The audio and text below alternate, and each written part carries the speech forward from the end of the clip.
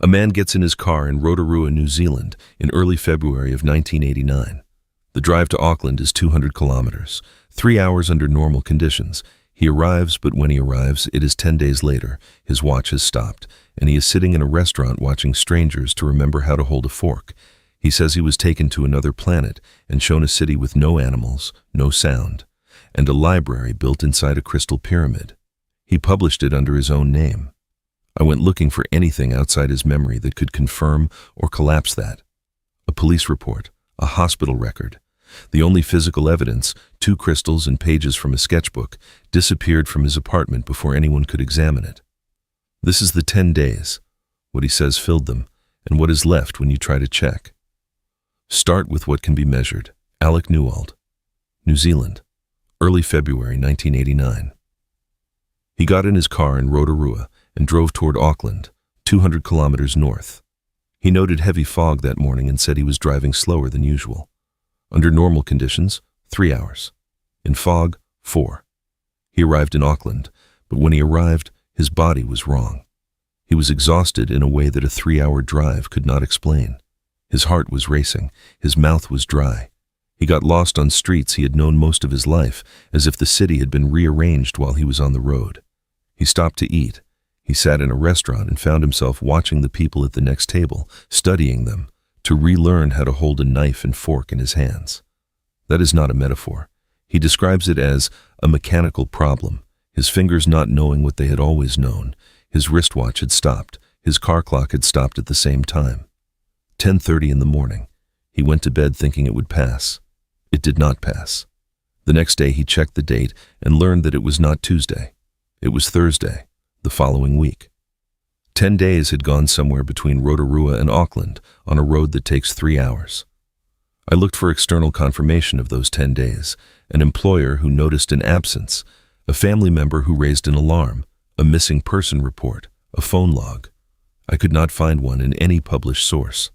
That does not mean those records do not exist. It means that nobody has ever produced one, a 3-hour drive.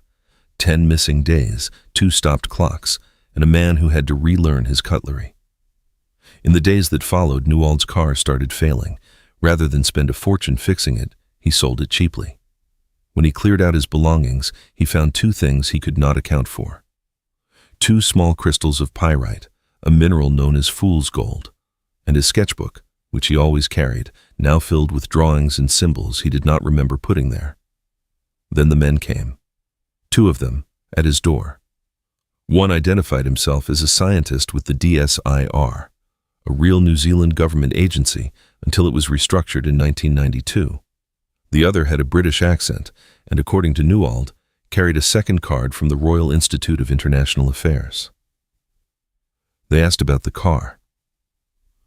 When Newald told them he had sold it, they were disappointed. They left, but said they would return. He moved and did not share his new address with anyone. Weeks later, the same 2 men were at his new door, more insistent, with questions he could not answer because he still remembered nothing. He told them he had nothing more to give and asked them to leave. The next evening he came home and knew the apartment had been entered. Everything was in place except for 2 things. The pyrite crystals were gone. Several pages had been torn from the sketchbook. Here's what I need you to understand about those objects. The crystals could have been analyzed. The sketches could have been examined by anyone with no stake in the outcome. They were the only physical evidence in this entire story, and by his own account, they were taken by people he cannot name through a break-in he cannot prove. The only evidence left before anybody could look at it. After the break-in, the memories began. At first they came as dreams, persistent ones, recurring, but in pieces. Over weeks they began fitting together into something sequential. Newald started sleeping with a notebook and a pen on the nightstand, writing down whatever came through before it faded. Here is what he says he remembered. Every sentence that follows is his, not mine. He says the fog thickened on the road that morning, that the world went to slow motion, his vision blurred, the steering wheel vibrated and then locked. The next thing he was aware of was being suspended above a glowing white surface, surrounded by a ring of blue light, unable to see whether he still had a body. He describes 2 humanoid figures, 2 legs, 2 arms, a round head with disproportionately large eyes covered in a shiny blue-gray material that looked like plastic, hairless.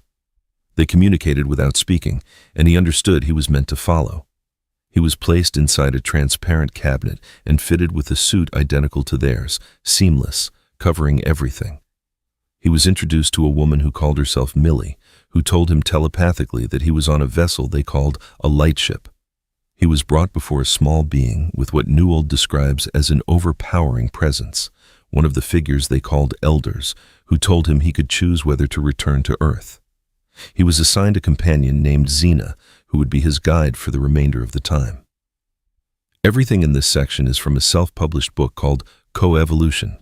There is no second witness, no recording, no investigator's report, no controlled interview. One man recovered these memories in fragments, through dreams, with a notebook on a nightstand. The story is detailed. The sourcing is one man. According to Newald, his companion Zeena began by telling him that evolution as humans understand it is a myth, that the changes are never slow and they are always planned, that different extraterrestrial races visited Earth and collaborated on genetic experiments, one of which produced Homo sapiens. She told him the elders stayed on Earth afterward to monitor their creation, helped humans develop over millennia, and left structures as their legacy, including the pyramids of Giza. Then the story turned darker. She told him a force she called the Force of Darkness had come to Earth and claimed it, that this force altered human DNA and crippled a species that had originally been capable of things now unimaginable. She said it fed on fear, and that fear is not common in the galaxy, which is what made the human race a target. She said the people who aligned with this force engineered fear into human society, first through religion, then through law, and that most human fear is artificial, constructed to maintain control. She told him he had been selected to carry this knowledge back, that others had been similarly chosen, that none of them could be sure their message would be believed. I'm not going to comment on any of that. I'm going to note one thing. This cosmology, every element of it, tracks a pattern that appears across contactee accounts from the same era. Seeded humanity, ancient astronaut architects, a hidden malevolent force, a chosen messenger sent home with a warning. Whether that pattern exists because the experiences are real or because the people describing them read the same books is a question I am raising and not answering. One man remembered all of this after the fact, in dreams, with a pen on the nightstand. What holds my attention is not the theology, it is the architecture. Newald describes the lightship's interior with the specificity of a man who walked through a building and looked at the walls. Curved surfaces throughout, a honeycomb pattern deep within the wall material, fluorescent blue-white light with no visible source, no fixture, no bulb, as if the walls themselves were doing the lighting. He describes the suit in the same register, smooth, like Teflon, perfectly fitted but impossible to feel while wearing, no zipper, no seam, ribbed slightly at the fingertips. It provided nourishment through what he was told was energy exchange, so that eating and elimination became unnecessary for the duration. He wore it for 10 days and forgot it was there. He describes the planet they called Haven from orbit, a small body in a twin system, the junior partner, with blue-black seas and reddish-brown land and almost no cloud, the city of Nepalisa, running along a coastline, immense and low-built. No tall structures except a few towers and pyramid-shaped buildings capped with spiral antennae. Transportation by semi-transparent cubicles fed with coordinates. No birds anywhere, no insects, no animal life of any kind except simple organisms in the sea. He describes a political council of 9, a numerical system built on 12, a writing system that used color alongside letters. I want to say one thing about that inventory, and only one thing. Whether a man saw all of this or imagined it in extraordinary detail is a question I cannot answer. But the internal consistency is unusual. A man recovering fragments through dreams with a notebook on a nightstand assembled a world that has architecture, ecology, governance, language, and mathematics, and it holds together under its own weight. That is at the very minimum worth noting. I'm going to move through the rest of what Newald says he was told quickly, because these are the least verifiable claims in a story that has no verification at all, and I'm not going to let them take up more space than the physical anchors. He describes being placed in a chair with a tight-fitting headrest and shown flashing images while one of his fingers was inserted into a tube. He was told these were compatibility tests for a breeding program. He was never shown the results. He describes being told about a second alien presence on Earth, beings called Greys, who had established themselves before humans and had recently partnered with elements of Earth's military structure. He was told they were engineering a virus-resistant human strain and intended to release a pathogen against the existing population. I will say this once: secret breeding programs, hostile Grey alliances, planned bioweapons, these claims appear across multiple contactee accounts from the same period. They are part of a genre. Whether that reflects something real or a mythology circulating within a community is a question I am flagging and not resolving. Before Newald left, Zeena told him something he wrote down and has repeated in every interview since. Forget the abomination you have seen here. When you get home, let the sun see your eyes. Do not hide yourself from a friend. He was returned through a reversal process he says took 24 hours. His suit was removed, his metabolism adjusted, and then his memory went dark. He arrived in Auckland with no memory, a stopped watch, a racing heart, and a fork he did not know how to hold.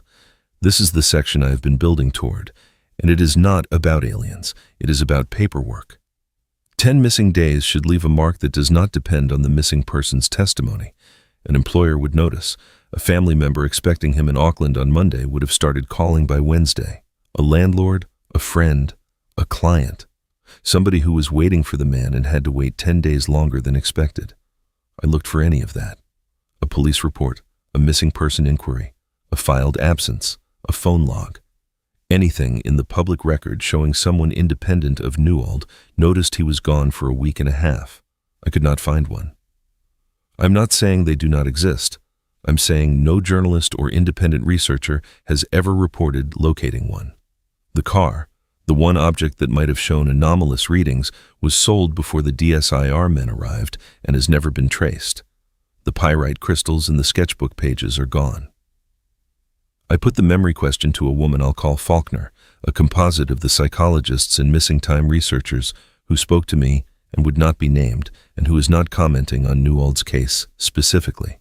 Recovered memories that arrive in fragments during dreams, she said, assembling over weeks into a coherent narrative, behave identically whether the underlying event is real, confabulated, or some combination of both. The mechanism that produces them cannot tell you which one it is. That is not a debunking. It is a limit on what dream-recovered testimony can carry. The book, CoEvolution, was self-published. No researcher interviewed Newald under controlled conditions. No one went to Rotorua to ask whether a single person in that town noticed a man missing for 10 days, and the file is open because nobody ever opened it. There is one more chapter, and it is the only part of this story that points outward. According to Newald, he was approached sometime later by men who identified themselves as CIA operatives. They asked about the beings he had encountered. He declined. They left. Then, through a man he met at a car auction, he began buying imported Japanese vehicles at low prices. It was good business until the police came and he learned the cars were stolen. He understood he had been set up. The CIA men returned with an offer that was not really an offer. Cooperate and the legal trouble disappears. He cooperated. He told them everything he had remembered. I want to be careful about what is checkable here. New Zealand in the late 1980s was not a place where American intelligence operations went unnoticed. The country's anti-nuclear stance and the collapse of the ANZUS alliance were live political issues. Intelligence activity on New Zealand soil would have been diplomatically sensitive. But Newald provides no names for these men, no badge numbers, no documentation, no legal records from the case have been published. He published the book anyway. He says it brought him problems and persecution. He does not specify from whom or in what form, and he offers no documentation to support it. Here is the one thing I can say about Newald that does not require believing any part of his story. He put his name on it. He published it. He told it in public for decades.